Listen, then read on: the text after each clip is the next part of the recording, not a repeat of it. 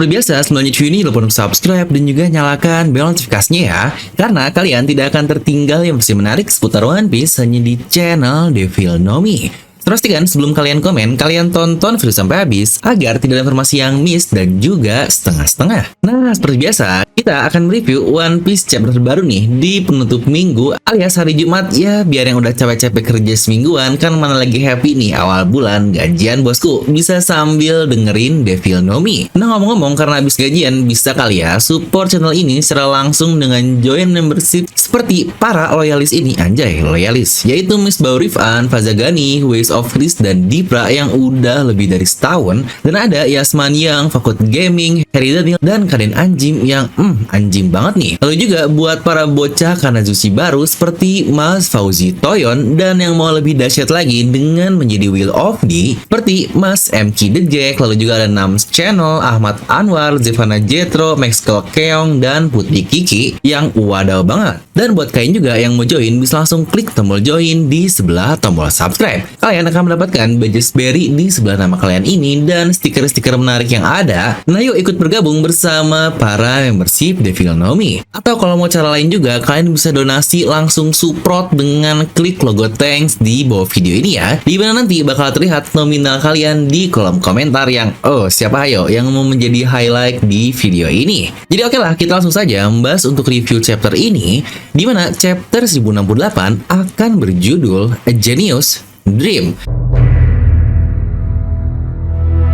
Ya benar, dimana cover story masih persis sama seperti chapter lalu yang keduanya berdebat, tapi di sini udah ke level adu gebok. Tapi ya ini mah pertemuan kembali kedua orang sahabat yang pernah bekerja bersama-sama, pasti ujungnya bakal damai dan bersatu kembali. Ya mirip lah kayak Naruto dan Sasuke yang jadi lope-lope. Ini lagian Oda pakai motong segala di bagian matchnya yang di tengah itu kelihatannya Vegapunk ya, yang pasti dengan judul chapter ini yaitu Impian Sang Genius. Oke, kita langsung masuk ke chapternya, di mana di sini Pythagoras sudah minta baik-baik ke anggota CP0 agar mereka mengembalikan Seraphim dan langsung kembali. Yang gaya ngomongnya udah kayak CS di telepon-telepon nih. Di sini pun Lucia menyadari ada keanehan, langsung merasa apakah Vegapunk sadar kalau mereka di sini datang untuk membunuhnya. Di mana Kaku di chapter ini benar-benar jadi badut yang lucu lah. Di sini dia berpura-pura dengan bilang, "Ayolah Vegapunk, di sini dingin dan berikan kami jamuan." Yang ini adalah hal yang sangat make sense sekali sebenarnya.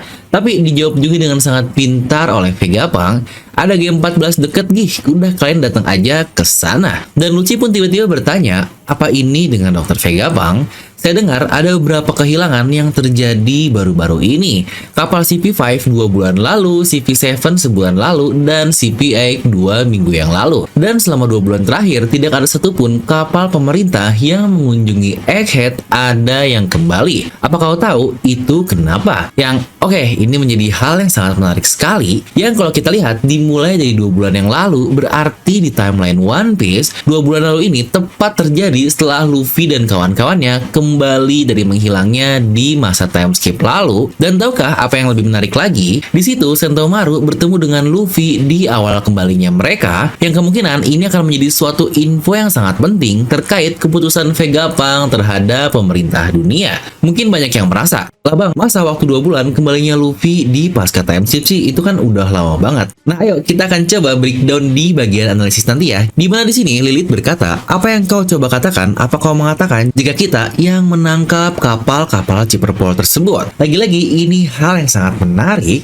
Kenapa? Pertama, kita tahu Lilith ini emang tugasnya mengambil harta dari kapal-kapal yang datang, tapi di sini dia ini terlihat bersikeras dan emosi jika itu bukanlah perbuatannya. Jadi sebenarnya memang mungkin saja jika itu bukanlah perbuatan Vegapunk, yang berarti ada oknum lain yang menghajar pihak pemerintahan dunia ini dalam 2 bulan terakhir. Yang sebenarnya itu menjadi alternatif yang sangat menarik juga nih menurut saya. Kalau kira-kira apakah itu Vegapunk atau ada oknum lain? Di sini Vegapunk meminta kembali kepada Lucci untuk pergi dan akhirnya Lucci pun mengiyakan. Tapi ternyata mereka berkata untuk meninggalkan kapal karena mereka sadar tepat di saat mereka ingin masuk, pasti senjata-senjata monster laut tersebut akan langsung menghancurkan kapal mereka. Ya yang berarti untuk sekelas mereka pun pasti bakal repot lah ya, harus berhadapan dengan banyak monster. Ya walau mungkin cukup mudah mengalahkannya, tapi tetap aja mereka ini ada di tengah laut yang pasti bakal repot juga. Di sini mereka menggunakan kemampuan dari Seraphim Kuma atau Esbir untuk untuk berteleport ke dalam Egghead. Yang kita pun kembali perlihatkan keadaan Kuma di pulau aslinya, yaitu di Momohiro sebelumnya, dan dia tiba-tiba berteleport entah kemana. Yang sejujurnya masalah ini saya tadinya udah ada bahan sih mau ngebahas ada hubungan antara Kuma dengan Seraphim Kuma tersebut, tapi belum kesampaian di minggu ini, mungkin next lah akan kita bahas ya. Yang sebenarnya saya pun masih bingung gimana sih cara kerja dari buah iblis Nikyu Nikyu, dimana dia ini bisa menteleport orang, kayak apa sih konsep yang mereka gunakan gitu, karena tahu-tahu pop pindah aja. Kalau sistemnya sama, apakah Kuma juga tahu-tahu bakal sampai di pulau Egghead seperti Seraphim tersebut, atau hanya ke pulau terdekat saja jika kita melihat secara paralel? Karena ini juga pernah saya bahas, jarak dari Pulau Momohiro ke Egghead itu sangat jauh sekali, satu di Grand Line, satu di Pulau New World. Kalau Kuma bisa sampai dengan sangat instan, wah ini buah iblisnya sangat OP parah, yang bahkan mungkin lebih OP dari wapu-wapu milik Van Augur. Next kita berpindah ke tim Luffy lagi. Di sini Vegapunk bilang alasan kenapa dia mau pergi salah satunya adalah karena jumlah orang dan lagi-lagi duitnya yang tidak cukup. Karena sebenarnya dia ini ingin menciptakan dunia di mana semua energi dapat digunakan secara bebas dan gratis. Di mana respon Jinbei sangat pintar sekali.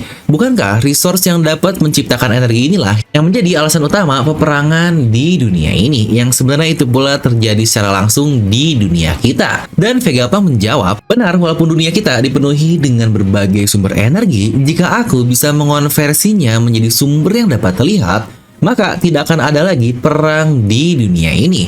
Yang lagi-lagi ini adalah perspektif yang sangat baik. Tapi kalau kita lihat dari sisi yang lain, ya sumber energi bebas ini bahkan bisa menjadi pemicu perang di arah yang berbeda. Dan hal itu sebenarnya sangat make sense sekali untuk sosoknya sebagai seorang jenius.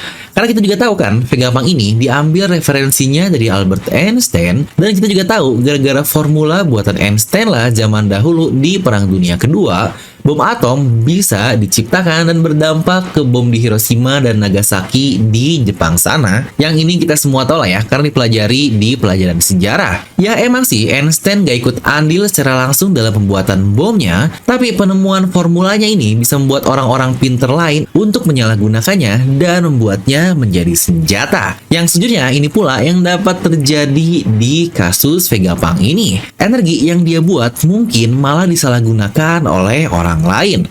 Yang mungkin juga apakah ada hubungan dengan serangan luar biasa di Lulusia tersebut, seperti perkataan Lucci ada hubungannya dengan Vegapunk.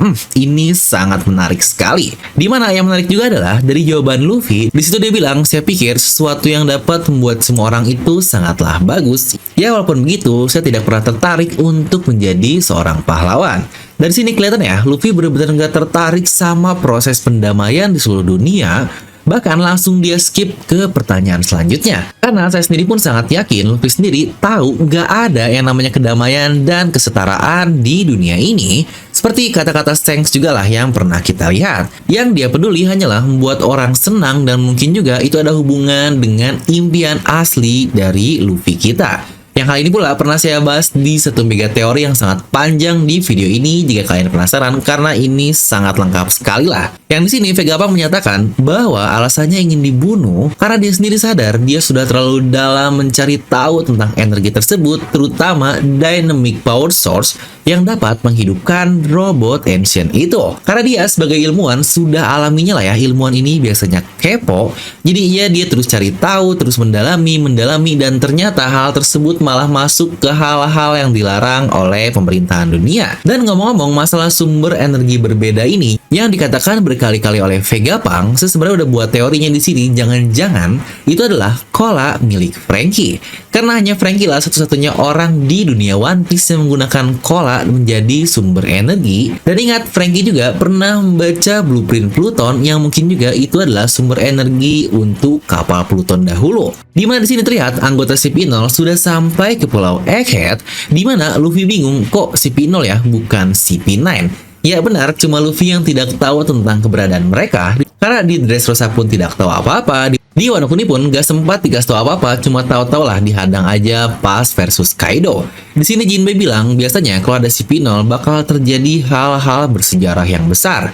Sama lah seperti perkataan Robin lalu di Dressrosa yang bilang jika ada si Pinol biasanya hal-hal besar sedang terjadi. Yang lucunya setelah Jinbei bilang, situ dia melanjutkan lagi, lah bukankah kalau kau menghilang, sang ilmuwan nomor 1 di dunia itu bakal menjadi insiden yang besar juga bukan? Ya sebenarnya bener aja sih, tapi bisa aja deh di nyambung-nyambunginya. Gimana terlihat di sini kapal si Pinol juga udah hancur dimangsa oleh monster laut sebelumnya, dan Pythagoras bilang terkait si Pinol mereka semua sudah sampai di Pulau Egghead. Topi jerami ketakutan seperti biasa lah ya, tapi di sini Nami yang kesel banget nih kayaknya udah gondok banget. Saya benci mereka, pergi dari sini kau Rob Lucci. Aduh bener-bener. Dan Sanji yang melindungi Robin padahal itu cuma dari layar doang. Di sini Shaka dengan bijak bilang ya wajar sih dia kan Vegapunk yang wise ya, jadi dia pasti sangat bijak dalam pengambilan keputusan dan yang lain-lainnya. Dia bilang evakuasi semua ilmuwan dan pekerja kita di bawah, panggil Atlas untuk kembali ke bagian lab di atas sini. Siapkan Seraphim S-Snake, S-Hawk, dan S-Shark, dan berikan Sentomaru otoritas untuk mengontrol mereka semua.